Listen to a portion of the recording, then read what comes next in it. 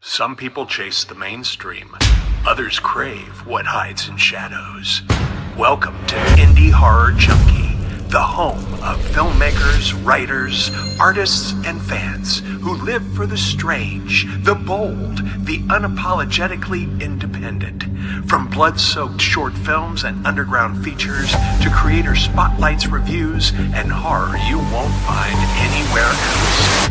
No studio filters, no safe bets, just raw imagination and fearless storytelling. If you love horror that takes risks, horror that bleeds passion, horror made by creators who refuse to play it safe, then you're already one of us. Indie Horror Junkie. Feed your fear. Support the underground. Indie Horror Junkie, where independent horror lives and refuses to die.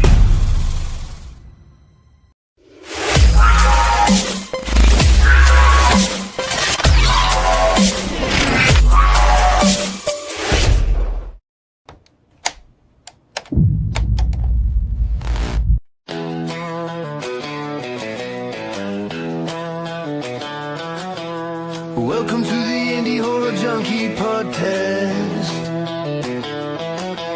where nightmares meet the light, shadows entwine. Tonight we dive deep into the horror scene, with Rod and Ricky in the asylum, Aimee living the dream. Hear the howl of the night echo in your mind, where the rebels of fright, leaving no soul behind. Movers and shakers, we've got the scoop.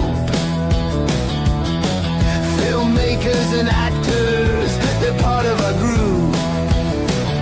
Indie horror lovers, gather all around, bringing the edge, where true tales are found. With every wound that bleeds, a story to tell. Join us, laugh, where the haunted begins.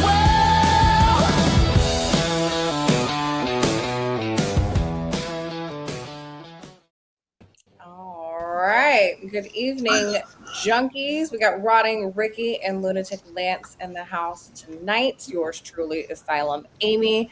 Welcome to another Wednesday of the Indie Horror Junkie Podcast, episode number 117. Y'all, okay? We are going through those numbers. We have a great show lined up for you tonight. The lovely, legendary Lin Shaye is in the house. Absolutely amazing.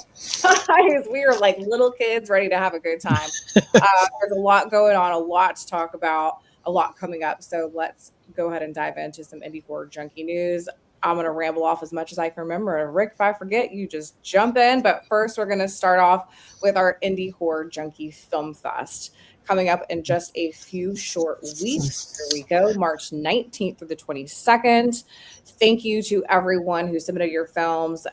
We have a great 4-day weekend lined up for you of short films, feature films, all indie horror. We have some amazing special screenings, including one of Lin Shaye's new upcoming films, House of Abraham, which is going to be showing on Thursday night. We're so thrilled for that. We're going to have the writer and director in the house, Lucas Hassel and Lisa Belcher, joining us at MegaCon. You guys are going to want to show up and show out. You know, the junkies like to have a good time. There's going to be tons of networking, tons of indie horror, so make sure that you come and check it out. Tickets are on sale. We have our next issue of the magazine available, number 22 right now. Ted Bunny on the front, brought to you by our friends over at Terror Films. We've got a ton of stuff in there for you. Dolly, Horrified, Space Goblins. We have Jasmine Keene as our indie horror hottie. And as you guys know, we're not just supporting the good looks. We are here to promote everything that she's doing and her groundbreaking moves on the indie horror scene. Lots of talent right there. Make sure that you guys head over to indiehorrorjunkie.com, grab your physical copy, your digital copy, and stay up to date on all the current news circulating with independent horror right now. Shout out to Tarot Cards. We love our reviews over at Tarot Cards, tarotcards.com. Your free virtual horror film cards, trading cards. If you guys are wanting to check out what's going on and have a fun way to do it, tarotcards.com is where you want to go. So thank you so much for all the support that they give us. Shout out to them. And shout out to our friends at the Inn. Their film is now streaming. This is a Central slasher. This is one of the films that I produced. Rick's in it. You're going to see my face in it. And just a ton of Central Florida fun and blood and gore from the Palm Court Motel. Also brought to you by Terror Films. So thank you, Terror Films, for that. Now streaming on Amazon Prime and hitting a lot of other platforms on March 13th. So keep your eyes out for that. And I'm going to be heading to Days of the Dead in a couple of days. And if you guys are anywhere near Atlanta, please come hang out. I'm going to be there for the screening of The Boy from Below, which is going to be the 4 p.m. block of films on Saturday. And then you might as well stay and hang out after that for the 8 o'clock showing, because our friends from Screamboat have a new documentary out that we're going to be hanging out and watching as well. But if you're in the Atlanta area, you want to watch some films, you want to hang out with some horror icons, come check that out. And if you want to support what we're doing, make sure you head over to our YouTube channel, Indie Horror Junkie Podcast on YouTube, like and subscribe. What else you got, Rick? That's really about all we got. I mean, I'm ready to jump right into Lin. No I'm offense. so ready. Let's go ahead and play the trailer for House of Abraham, which is a brand new horror feature film. It's also streaming on Amazon Prime. It's hitting other platforms. It's rolling out. If you guys haven't seen it, it's incredible acting, an incredible written story. And of course, Lin's in it. So let's check it out. All right. I am Abraham. Welcome to my house. I'm here to guide everyone with love, and if in the end anyone has a change of heart about what they came here for, that's absolutely fine. You all saw the bell outside. That is the bell of courage and support. When you are ready, you will ring it to gather the troops for your death. Why are you doing this? It's complicated. What if I change my mind? You won't. I saw you, by the way. I saw you trailing Abraham to his lodge. Why? I am Abraham. Welcome to my house. I don't know what the fuck you're after, but don't screw this up for the rest of us. She's trouble.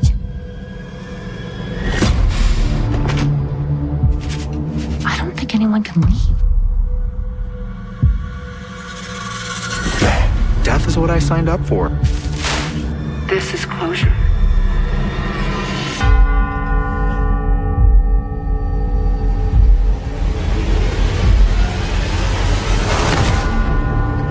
This man has been orchestrating people's deaths for decades. My house means a lot to me.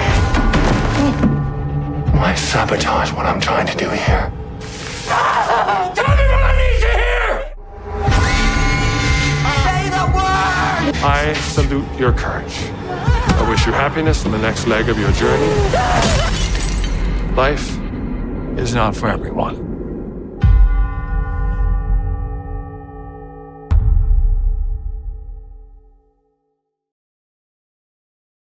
I love that line. Life is not for everyone. Welcome, Lin Shaye, to the podcast. Thank you so much again for joining us tonight. There's a lot of people that are watching just to see you. So thank you for coming on the show. And you're back at it. You're a naughty girl. We're going to talk all about of Abraham. Let's just go ahead and dive into that, since we just got to see the trailer. That is from writer Lucas Hassel, who's a great friend of the Junkies, director Lisa Belcher, and she also has a role in there. She plays Ellen. Tell us a little bit about House of Abraham and what it's all about for anyone who hasn't seen it yet. Well, it's complicated. Abraham is he has, it's actually summed up in the sentence, life is not for everyone. He has run this home for people who want to commit suicide, who feel that they, and actually suicide is there's not a lot of films that tackle that particular theme. I think it's a very frightening theme to people. I think it's something that on one line or another you've thought about, maybe no one has ever certainly you hope you never do commit suicide, but that is a taboo thought that I think at our worst moments you think, if I could just get out of here, if I just didn't have to deal with this. And to have it portrayed in front of you of people who are making the decision to end their lives is a very frightening and powerful theme. And I don't think it's been tackled very often. And I thought Lucas really took a very complicated theme and turned it into an amazing story. I've known Lucas for a while. I didn't know Lisa. I love Beatrice. I have to fall in love with all my characters, even when they're hateful. That's also a very important element for me to bring them to life, I think. And Beatrice has her own issues. And I kind of, for me, I mean, I may be jumping the gun here a little bit, but for me, it was sort of a love story. That she, she's desperate to get Abraham's appreciation and trust, and he manipulates her. She would do anything to not be pushed out of his life, and she will do the most heinous things, which she feels will keep her a part of his life. And when I read the script, I just thought it was a really interesting, complicated little character that could be. It turned out there's a little bit of humor in her, but it comes from a very dark place and a very sad place, actually. And I think those are qualities I kind of look for in almost every character I have the opportunity to play, because it's so universal. Like, we all have sadness, we all have need, we all have desire that's unrequited. We all want something we'll never have. And I think it's important to try to intertwine those elements into the character. And this story gave a perfect format for that, for me to be able to bring those feelings up in myself and portray this woman who you kind of feel sorry for. Even I felt sorry for watching it, and it was me. So it's like I felt I had accomplished my goal when you can separate yourself from what you're watching. And so there it is, and I think it's a very provocative theme that I think is very interestingly explored. And Lucas is such a talented writer, and what he did with this story really kind of gave you guys as the actors such a broad range to have a lot of fun with. What is House of Abraham to you, in a sense of how is it different from other horror films that you've been a part of? Well, that's a great question. I never think of each as a horror film necessarily. I mean, because the horror comes from the reality of what you're creating, and the situations, the horror of the situations, or the being trapped is and there's a million ways to feel trapped. And I think that's always a key element in a lot of horror films, is you're trapped in something you cannot break through. And Beatrice is trapped. And I kind of always start at the beginning. I start with shoes a lot when I'm working on a character. I never really acknowledged that, except a little while ago I started thinking, wardrobe is very important to me in creating a character. And if you notice, Beatrice, I don't know where this came from, but I think she took dance class. She was in ballet when she was a child. And I remember that very first scene. You don't see this much because it was slightly different, but where she's waiting for the car to pull up, and she's waiting for Natasha's character, for Dee to show up, and she's almost standing like a little girl in a dance line with her. She's in first position. My little feet were kind of. I'm in these little flat shoes. And a flower in her hair. Flower. And whose idea was that? She's very feminine. That's her idea of femininity, is an exterior thing that you can put on yourself that makes you feel like a woman or like a girl, and it automatically makes me do things. I mean, the shoes sort of gave me, there was this kind of childlike awkwardness that even when I look at the character, I see that, and I never really thought about that.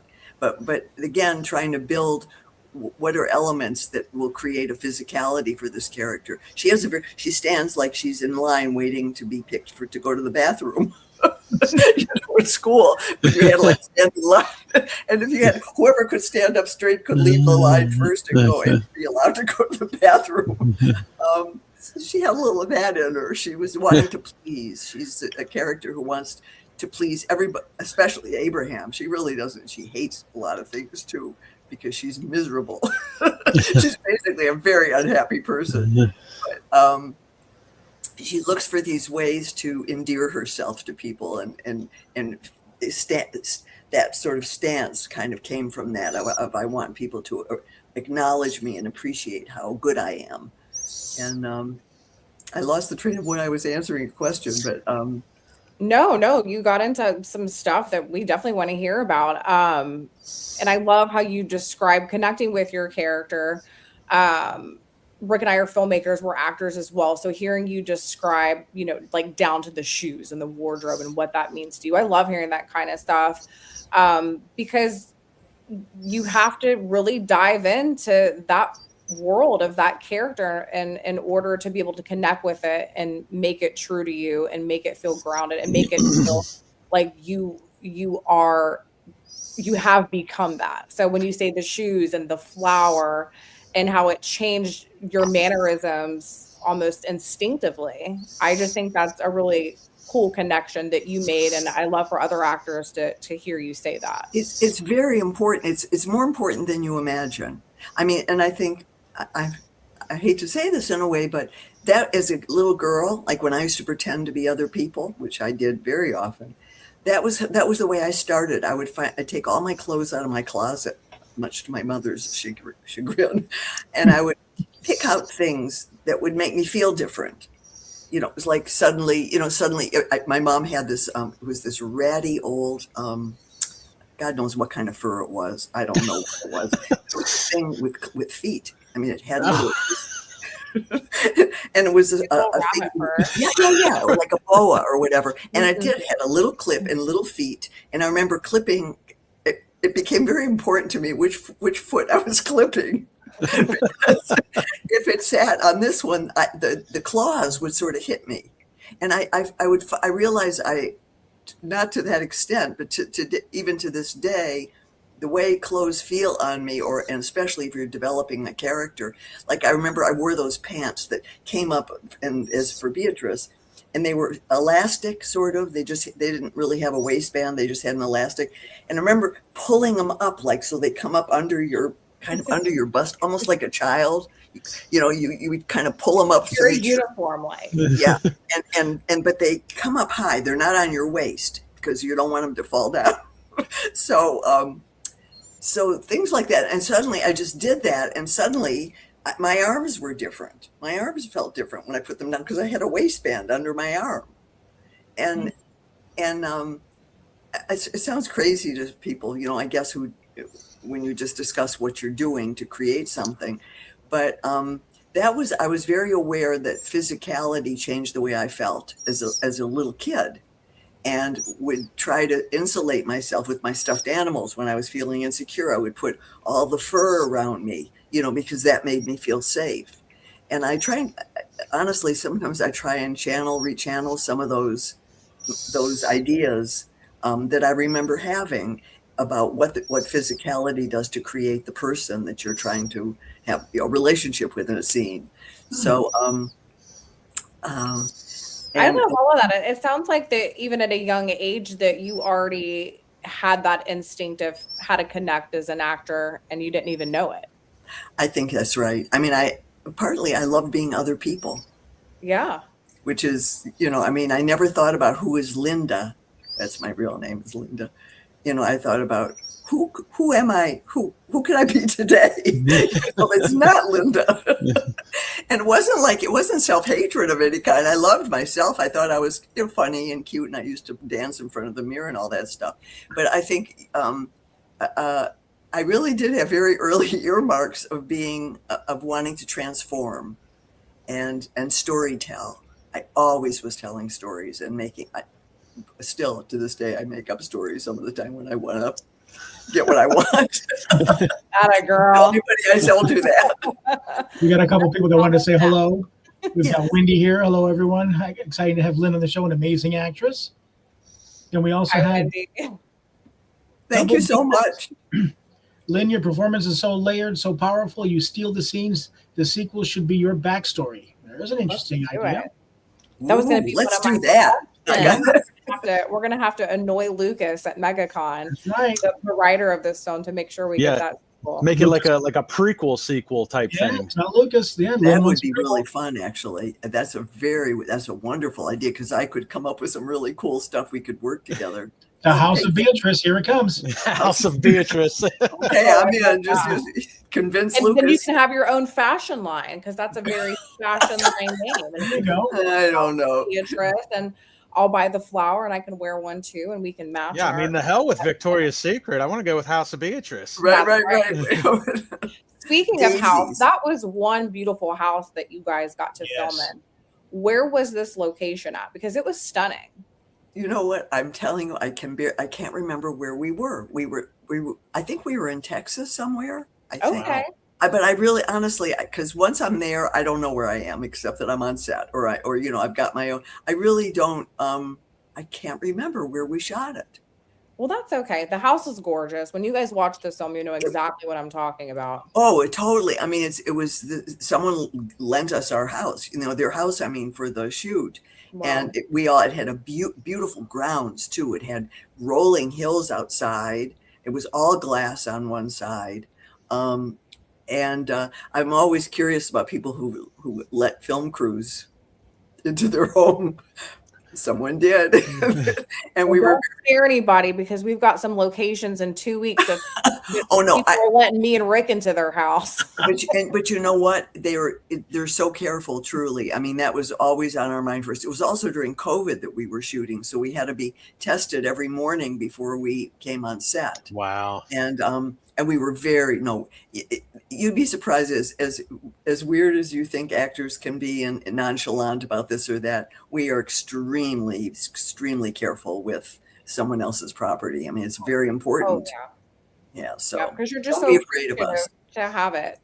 As someone just mentioned, and that the House of Abraham became a character itself. I would definitely agree with that. Yeah, I almost feel like that movie wouldn't work in a different house. Like the house is such a central backdrop to everything that's going on. If it was any other home, I don't feel like it would have worked. Well, all the stuff at the end was on set, though. That had all the creepy stuff. That was that how. But for the main thing, I mean, I remember showing her when the first customers come, and Beatrice is sort of showing in their room, and really isn't all the art on the walls and stuff. And some of that was there, and some of it was not. But they were very.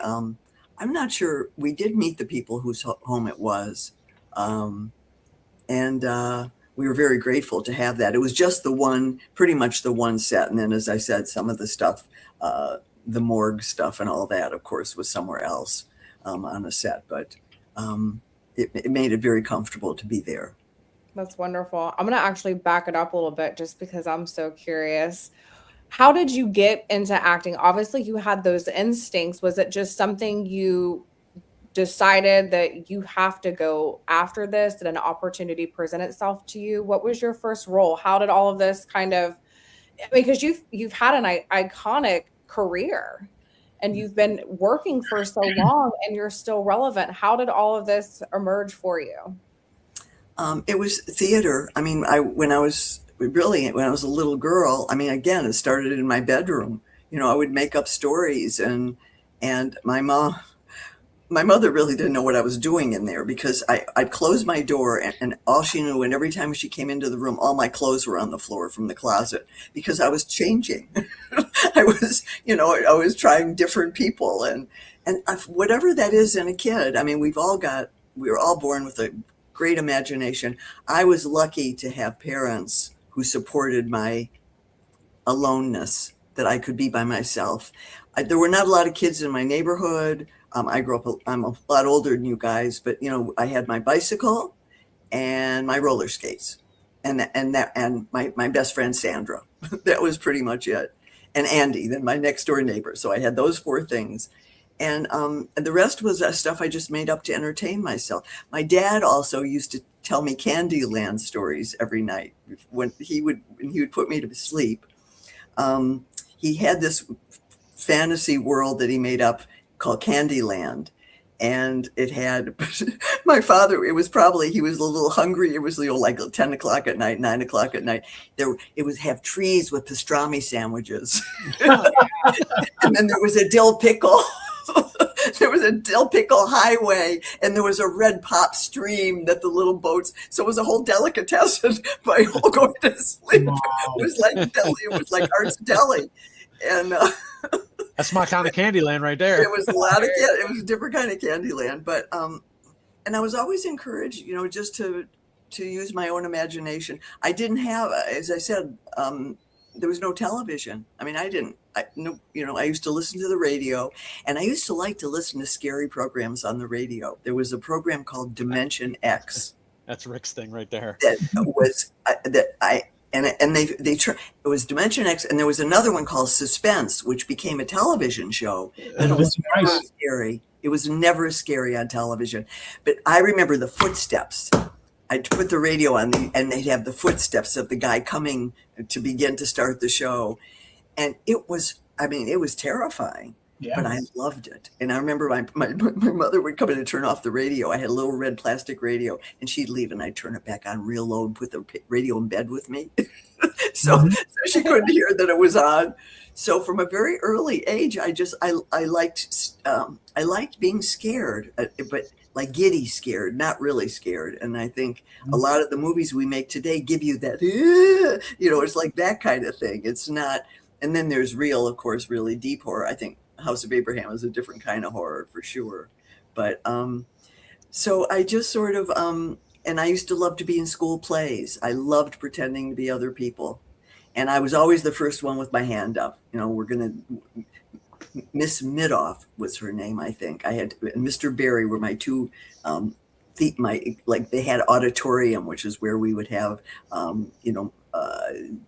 panels and where we would do plays, where we would put on little plays. And that was always my favorite thing to do. And who knows what that is exactly, because every kid has that kind of an imagination, I think.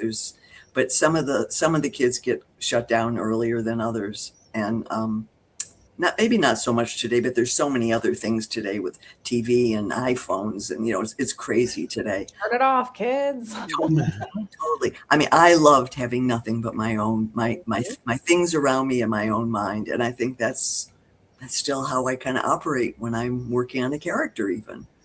Yeah, I'm like you. I'm a big fan of the radio mystery theater and stuff like that. I remember I stayed one summer. Yeah. Do you remember Dimension X? I remember Dimension X. I remember Suspense with Vincent Price. Oh, yeah. There was the CBS Radio Mystery Theater. Alfred Hitchcock. Alfred Hitchcock Presents was the best. Yeah, and I used to love that stuff because that was the theater of the mind. Tom Savini once told me when we made a movie together, he said, you're going to scare people more with what they can't see than anything you could ever show them on screen. 100%. And that's so true. Yep, I agree. I feel very lucky that I had those experiences. I'm glad I'm not growing up in this mess we're in right now, to be honest. Oh, I hear you. I agree with that. And I'm Gen X, I guess. So it's my son. To deal with my kids, with what they're dealing with and like what they're subjected to. And I'm like, y'all just don't know how good it was back in the day. I know. Well, I think they're robbed of their imagination in a weird way. Yeah. There's too much. Everything is too graphic and too. I don't know. I've never really thought. There's too much too soon, is what it is. I think you're it's right. Instant gratification, and these kids get addicted to it. They get so addicted to it, and that a lot of parents, not all of them, but a lot of parents have very busy lives, and they want a quick fix too. Your kid's bored, here, have an iPad. Yeah. When a kid's bored, take your phone. Go unbore yourself, and I'm serious. That's what should be encouraged. When I grew, I can remember both. I can remember not having cell phones, not having the internet. And then when I grew into it, when I was in school, it was all new to me. But even back then, I can remember my mom having her, the first cell phone in her car, and it was in a bag. Right. They were this big. They were gigantic. These gigantic phones. And you have a cell phone, and you have to hit all the buttons just to text one. So I can remember both ways, and I would love to go back. I really, really would. And we're lucky because we have technology that allows us to do this and connect wherever we're at in the world. We're all in different locations. We're in different states. But there's got to be some boundaries, and let these kids be bored, you guys. That's where the creativity is. 100%. You don't have to have. We had the first television on our street when I grew up. Oh wow! Okay. It had rabbit ears. It was the screen was this big. It was this little teeny tiny screen, and we had a magnifier, which was this gigantic glass thing filled with liquid, because it was like a to magnify the image. Right. And there was a woman it was Miss Jane, the storyteller. It was only one channel, Channel 4. That was it. And there was a kids show, and then Auntie D came on later. That was also a whole nother kids show thing. But a lot of the early shows were children's shows. And I guess, listen, none of us can determine when we're born and what's happening while it's happening. But I really am happy that I got to watch that all happen, sort of, and I had a world way before television of my roller skating. I mean, and the big tree at the end of the street, which was it was to get to the big tree on your roller skates was like the goal in life. It was, I don't know. I think it's important to have small things like that, even now, that kids can focus on, that are small goals and small. It's so vast out there, and too much information too quick. And then encouraging the irony creativity. The irony is that in the House of Abraham, they take all of that away from the guests as soon as they get there. Like, first thing you're going to do is give up your phone, give up all of these, electronics and this way of life. I mean, ultimately you're there for other reasons. You shouldn't need those things to begin with, but even some of the characters were apprehensive giving that up at that time. That's great. Thank you for bringing it back to the film, but that's 100% true. No, but I mean that because it's really, you strip yourself down, with no technology and no way to communicate other than real communication. And it really is a fascinating film. There's so much subtext written into that, that the rewatchability of that film, like you can go back 2-3 times and pick up on many different things that are going on with a lot of the characters. It was really well written. Yeah, and I was telling Amy before the show, before you came on, that my favorite scene, and somebody else has mentioned it here, Double V, where they talk about the pool scene. Mm-hmm. Oh yeah, the effect, music in the background, and Lucas and dealing with the cage. That was a moving scene. That's the scene where he's in the cage, right, underwater. I still cannot really watch it. It is so upsetting to me. I mean, and the actor, my hat's off to him, because. We don't want to give too much away, but I mean, his professionalism and his stamina. I don't know. I don't think I could have done it because suffocation is a very a terrifying way to die. I think in general, and to dangle that in front of this kid was crazy. Zachary, I guess, was his name. You guys had a killer cast. I mean, just so much talent on that screen. You could see it. You could feel it. Lucas, there's got to be a second one. We want to see it. You heard it here first. Well, I know. Yeah, Beatrice had a really good scene with I can't remember the character's name, but Marvel Rex, the salt scene, I guess. Yes. Say it. Say the word. Say the word. Yeah, exactly. Yeah. We had so much fun doing that scene also, and he's wonderful. I mean, he is such a trooper, and he was so much fun to work with. We became very good friends actually on the show as well, and he loved it the more, because not to give too much away, but salt and open cuts don't go well together. No, they don't. Except for Beatrice, who was like, say it. Yeah, she was liking that a little too much. Yeah. I want to move on only because there's so little time, and I know we could be here all night, and I know a lot of people watching would kill me if I didn't bring up your era of Insidious and Elise Rainier. has really become one of modern horror most iconic characters. What does that franchise mean to you and being a part of it? And everything. And being Elise Rainier. For real. I mean, that was another one, you know, when you think how things evolve.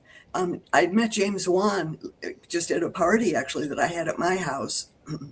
And he called me about a couple weeks later and he said, there's a script I wrote with Leigh Whannell, and would you like to take a look at it? There's a role, blah, blah, blah.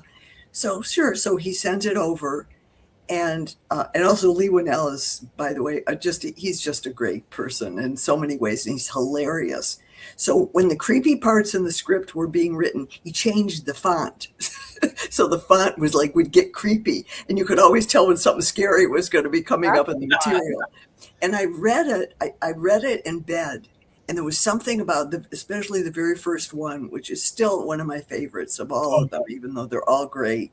The first one, I just loved it. And it was so creepy that I put it in my closet downstairs. I locked the closet. And I called Lee or James, I can't remember, the next day. And I said, I would love to do it. And we shot it in 8 days, if you can believe that. Wow. And here in LA, in a little house in East LA. It was like under 200, I think. I don't know how it was there was no budget basically. And so that was why we had one location. And Jason Blum was sort of patrolling our honey wagons.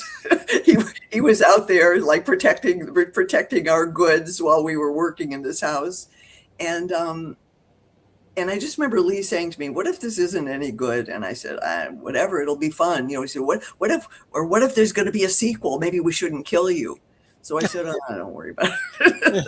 I said, I'm a ghost. It'll be fine. And lo and behold, that's sort of what happened. And yeah, she became a central figure to the franchise. And, there's a new one coming out I think it's June 26th. There's number 6. Yeah, it's crazy. We shot it in Australia. And that was such a good movie. Like you said, it was really creepy, but also I think what really added to it was the 2 guys that you were working with. They made it so funny, and then it's like you just went from being terrified to laughing. It's like it was a perfect blend. We wanted to keep Specs and Tucker. I mean, as far as I'm concerned, they should have stayed with the whole series. But I think Angus was busy with some other stuff in Australia, and it just didn't work out. I mean, they just didn't want to continue. But I agree. I mean, that whole sort of. And Lee was so funny, and so was Angus. I mean, the 2 of them are together. They were great. They're magic. I mean, they were so funny. We sometimes laughed so hard on set we couldn't even get back to the scene. I mean, they were so hilarious. And but I think that it's evolved into there's new characters in this new one as well. A whole new scenario of the Further, the occupants of the Further, who you will meet, which are really wonderful. Some wonderful actors and terrific characters. So it carries on, and Elise is kind of, she's an anchor of sorts, I guess. And I love the character, and it's because we've had different writers on some of them. There were times where they started changing the character, like that she was would talk about her family. And I always see Elise, I mean, for me personally, she's a real loner. I mean, whether she has family or not is not her issue. It's about she lives in this other world that she's become a part of, for better or for worse, and that she can't always control. I mean, she has this communication. I always saw her as having her mind was like a 2-way radio.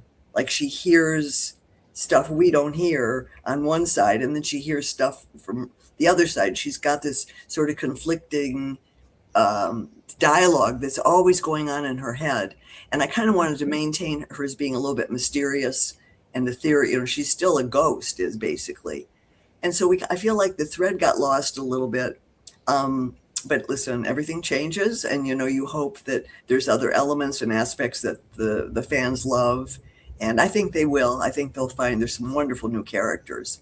But it became huge in my life. I mean, of all the movies I've done, we talked about Kingpin and Something About Mary, my very early comedies. But this really, this has really been major for me. It's 10 years worth of material and characterization, and wonderful people, wonderful actors. Lee and James are still involved. And a new group of actors who come in, you know, and Elise is kind of she's the steady Eddie, you know, she's in there, but she also freaks out plenty of times.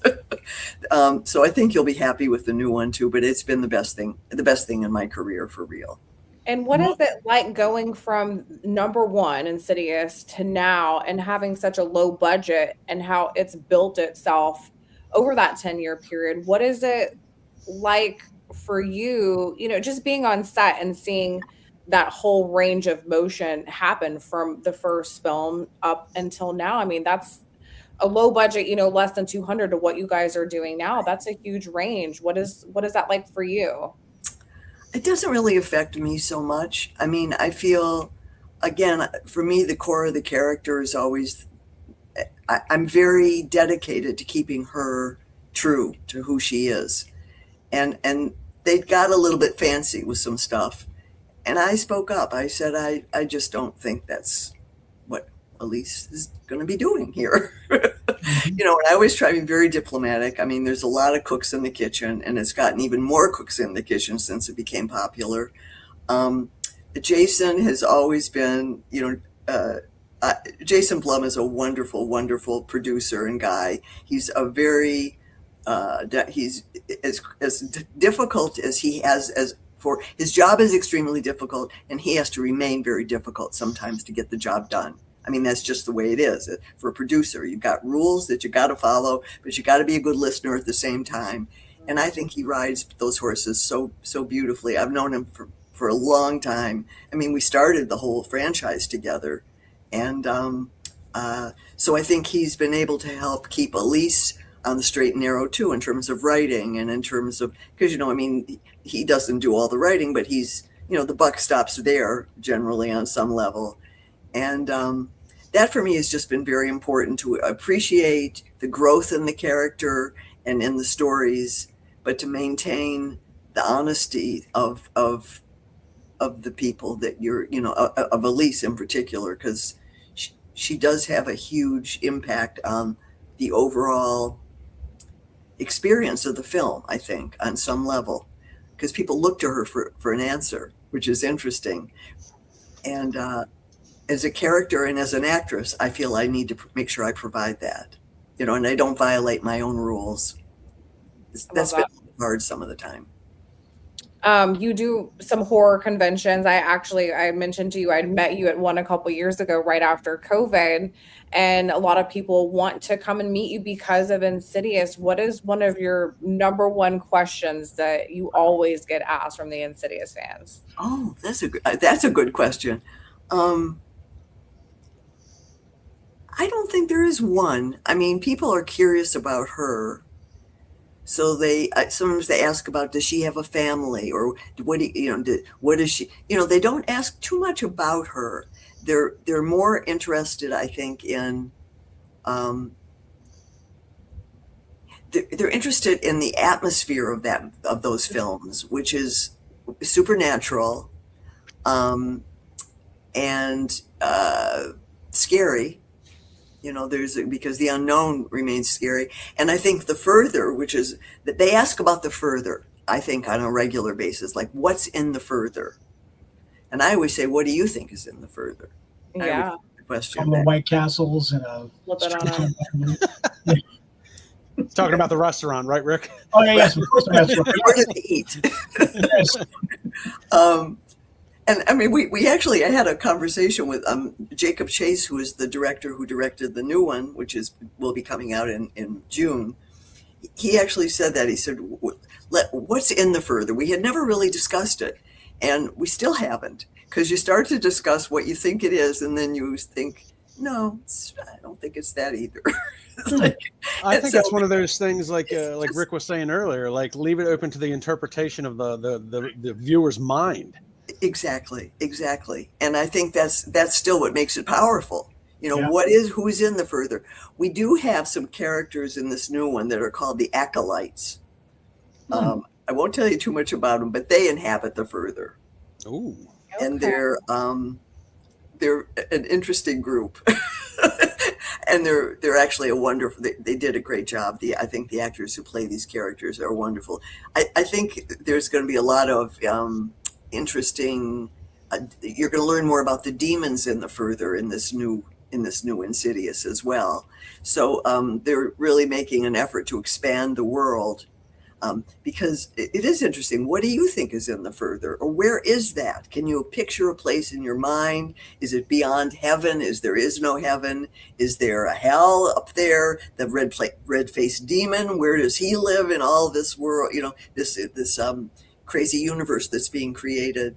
So it's kind of, I think a really positive thing about the series is it re-asks a lot of the same questions that are never quite answered but are filled in. Like there's more information about what that might be, but still leaves it open to your interpretation of what else do you think is there? Or what do you think is going to happen to them? It's kind of an endless, it's endless. It could go on and on and on. Which is fun for us watching it, you know what I mean? Because it's endless for us too. It's worth thinking. We're asking the questions that the characters are asking. We want to know what the hell's going on too. And with everything, just developing into a bigger supernatural world for you as an actress, what is your approach for making those supernatural and extreme situations feel more grounded and believable? Like, are you still going back to the shoes, or how is that different for you in the supernatural aspect of acting? Oh, I think it's still, you have to root it in something that you understand, but you have to be free enough. I mean, this is a job as an actor that free enough to let go of what you think it's going to be and see. It's really sometimes just closing your eyes and imagining something. And sometimes it's kind of creepy. Sometimes things, it gives me good, sometimes things just appear. You go, oh, that would be a great idea. Or that might be there. Or like, do you eat dinner in the further? Do people have midnight snacks in the further? Is there pastrami sandwiches off the tree? I was gonna say, if you're Rick, you're at a White Castle, right? But what is? I mean, what is that? What is out there? I mean, I ask myself that probably a couple of times a day, one way or another. Of we've got such a limited reality that we live within, and when you have the opportunity to expand it with your imagination, with imagery, and with what goes on in filmmaking and making a film, and creating a fantasy world. I mean, I think that's part of the reason. It's part of the reason I'm drawn to acting and to this world of imagination, because it's endless. It's endless, and the ideas come sometimes like poof, like in a cartoon, you go poof, and there's an idea and you don't even know where it came from. But if you're not open, if you haven't opened your, I hate to say it, but your heart and your spirit and your imagination, you're going to miss it, because you hear something, but you don't. But if it's really, those are the magic moments for me in acting as well. And sometimes it gets encumbered because you got to remember the lines, or you got to remember the blocking. And I go, yeah, it's killed it. All right, whatever. I'll do the best I can.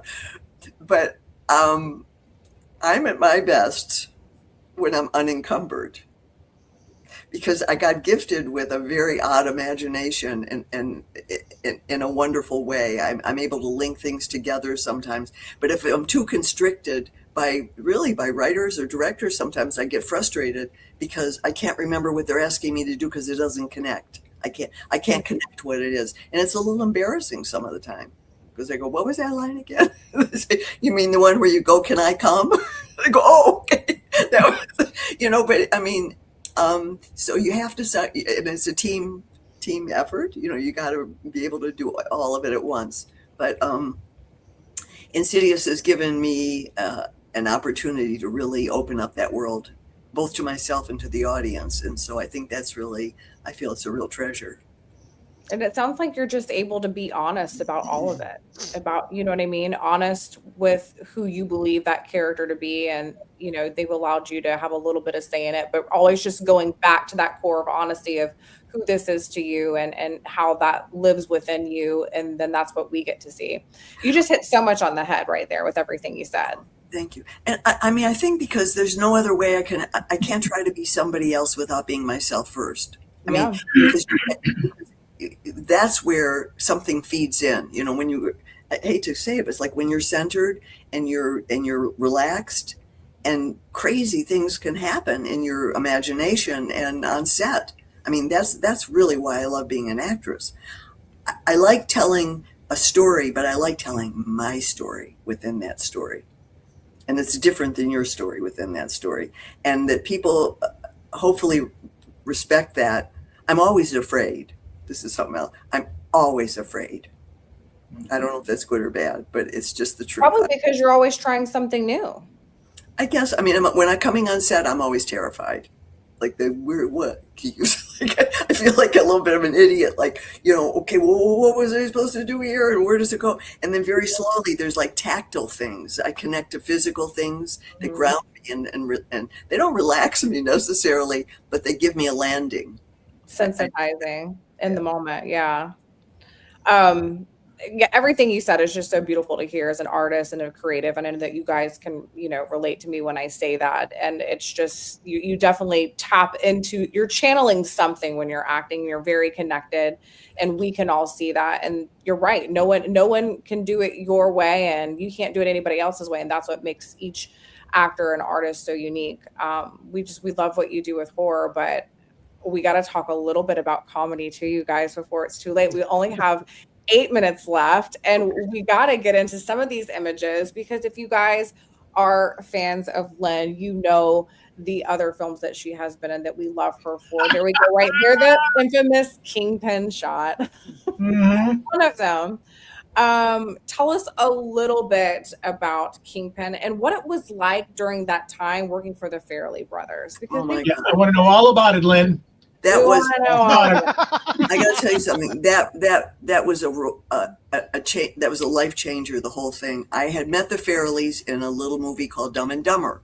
I had one scene in the beginning with Jeff Daniels of this dog woman, Mrs. Nukeberger, or Mrs. Nukeborn, and I saw that they were doing this other movie in Variety called Kingpin, and I sent a note. I'm a big note writer. I mean, I'm very proactive for my own career. I don't wait for. I'm a note writer, and now it's a little different, of course, but because of all the technology. But and I said, I see that you're doing, and I read that there was a character that was described as the angriest, ugliest woman God had ever let loose on the planet, and I thought, there she is, and I want to play that role. I'm going to play that role.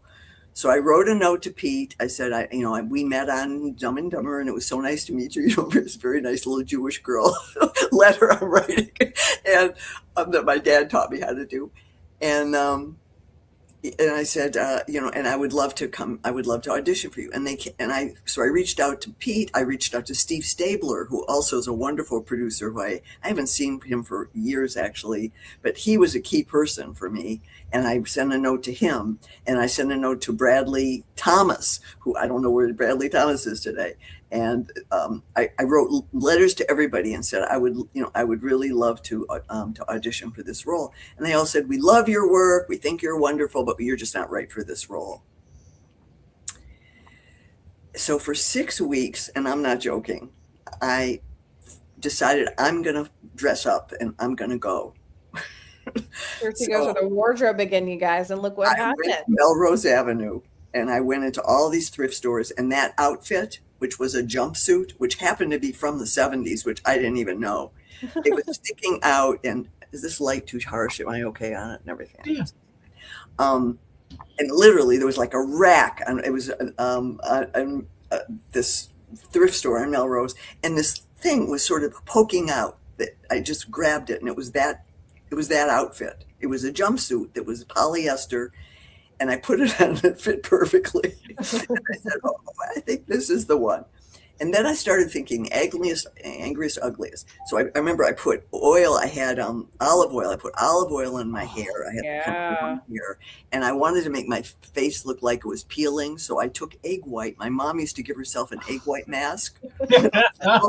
And I remember always going, "You look like a monster, Mom," because when you rub it, it would get all like gooey. But I added a little yolk in too, so it was like oh, man. It was like an omelet. I walk in, so I put on the outfit. I get the grease, and I decide I'm going, and I beg them so desperately that finally Steve said, "Okay, come in Thursday at 10:00." So they were seeing. It was on. There was some little studio on Santa Monica Boulevard.